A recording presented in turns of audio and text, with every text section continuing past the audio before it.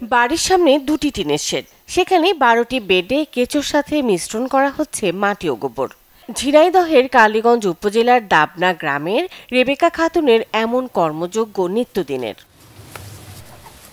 শুরুতে কুড়ে ঘরের বারান্দায় ছোট পরিসরে শুরু করলেও বর্তমানে বড় পরিসরে কেঁচো সার উৎপাদন করছেন এবং স্থানীয় কৃষকদের কাছেও এটি সরবরাহ করছেন।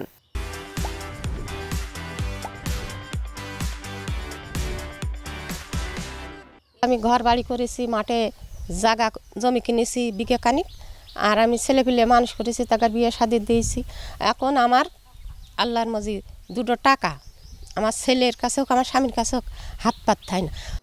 ভার্মি কম্পোস্ট বিক্রি করে সন্তানদের লেখাপড়া ও সংসারের খরচ বহন করছেন। এছাড়া কিনেছেন জমি, বানিয়েছেন বাড়ি।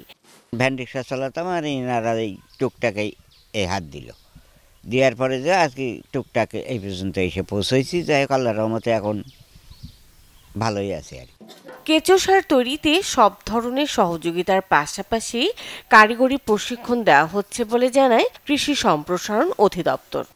ঝিনাইদহ জেলায় প্রায় 2400 জন উদ্যোক্তা ভার্মি কম্পোস্ট উৎপাদনের সাথে জড়িত।